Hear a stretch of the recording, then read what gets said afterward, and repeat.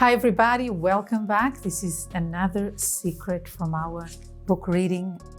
Now, today's topic is about Saturday night. So I'm going to read the text because the writer will share with us an experience and then we'll go into this, okay?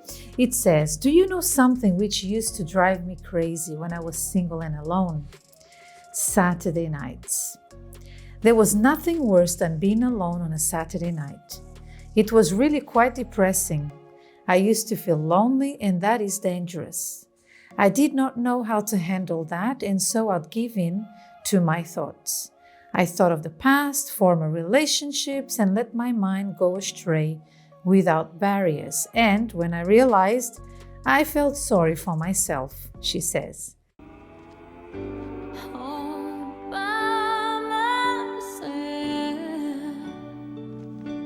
Don't wanna be all by myself anymore.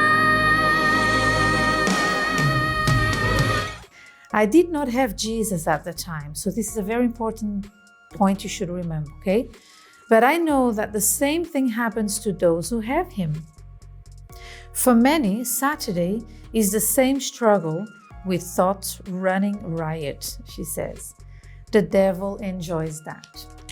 Then it says, "The end of this loneliness seems to be far away and impossible to achieve. And when you realize you are looking at your circumstances more than using your faith, and you start to feel weak, you have to change the situation.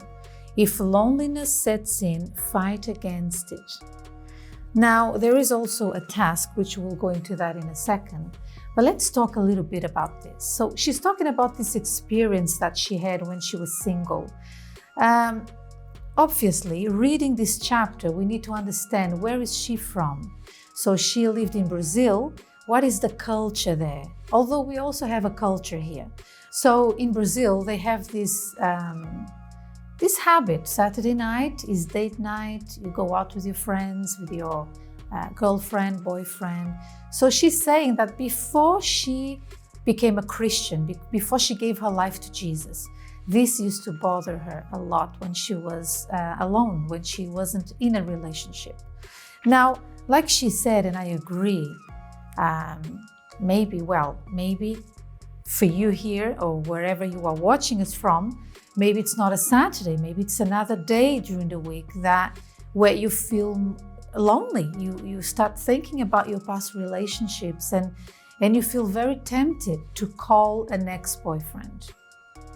So what she's saying through this chapter is that this is very, very dangerous. Because think with me, you left that person for a reason. So maybe he betrayed you, he cheated on you, he disrespected you, maybe he assaulted you. I don't know if he was violent. I don't know what happened, but there was a good reason why you left that relationship, why you walked away. So many times people don't remember that. They just remember what? The good things. Oh, we used to go out and, I'm here home by myself. All my friends are out. Look at me. Oh, poor me. And this is very dangerous ground because you end up doing things you will regret later, okay? Like even going back with an ex that is, is going to damage your relationship with God because maybe you will fall into temptation. And all the guy wanted was to take advantage of you. I'm talking about guy because this is a book reading for girls, but we could say both ways here, right? We could say that, if you were the one who cheated on, if you were a boy, cheated on, maybe she just wants to have fun with you and she feels bored that day and that's why she called you because, do you understand? So be careful because when you are feeling this way, you are vulnerable.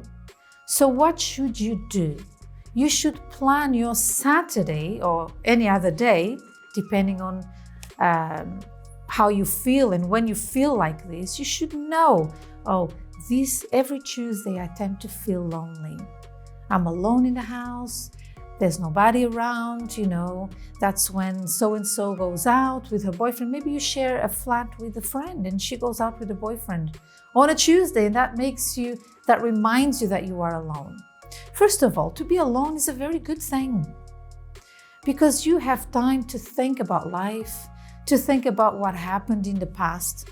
Where did you go wrong? Or yes, probably you're watching me and you think, well, I didn't go wrong. That person, my boyfriend was the one who cheated on me and blah, blah. Yes, but what can you learn from that as well? That maybe your selection, the way you select a relationship, a future boyfriend is not right.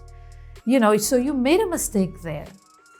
So you should be a bit more selective and careful with that selection process, let's call it that way. All right, so it's never only someone's fault. I have to learn from my experiences and move on and do better next time. So you have to, think about that. And like I said, what should you do? Plan ahead. You're going to be alone that evening, that afternoon. Plan to go out with your girlfriends. You can even go to the movies together. You can go shopping together. You can, go out for a meal, go for tea or something. But make sure that you are busy, because this is what happens when you accept Jesus in your life. Your vision changes. You see things in a different way because of what you learn in the church. And what do you learn in the church? You learn the Word of God, which is very good guidance for us. It's God's guidance for us. The Bible is a map to survival while we are here. So your vision has changed. Now you shouldn't do certain things because there will be consequences to your spiritual life, eternity, to your soul, involving eternity, and also physically. Unwanted pregnancies. How many get pregnant because of just a one night? Oh, I was feeling lonely. How many times do you have to hear a story like this to, hold on a second, let me be careful and stay home, not call anybody? You don't need to go through things to learn that those things are not good for you. So remember there are consequences. So like I was saying, when you give your life to Jesus, He gives you guidance. So plan ahead, run away from temptation, from evil, okay? It's the same thing. You're going out shopping and you are on a diet and you know that there is this very nice coffee shop that sells your favorite brownie. What should you do? Go inside the shop, the coffee shop, just to have a look to see if they still have brownies, even though you know you won't be able to have any. So run away from the brownies. Do you understand? But jokes aside, this is a very serious thing, and usually this is something people will not talk about. Oh, I was lonely. This is why I called my ex. Oh, I was lonely. This is why I watched a romantic movie and I felt even worse afterwards. Because it's embarrassing. You don't want to feel like that. And that's why we're talking about this. So get yourself busy. Do sports. Go to the gym. Actually, sports is very good for you, for all of us. And it takes your mind off things and it makes your circulation going, gives you energy, helps you refocus. So plan ahead. That's what I'm saying. Let's see what task number 13 says. It's pretty much what I just told you, but let me read it. Schedule your Saturdays or any other day that has the same effect on you. Try to be active at all time.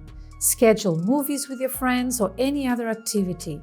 If you are alone, use your faith and throw the negative thoughts or past remembrances away.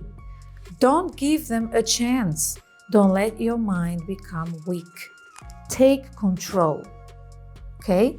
You have to take control. Your mind is like a TV.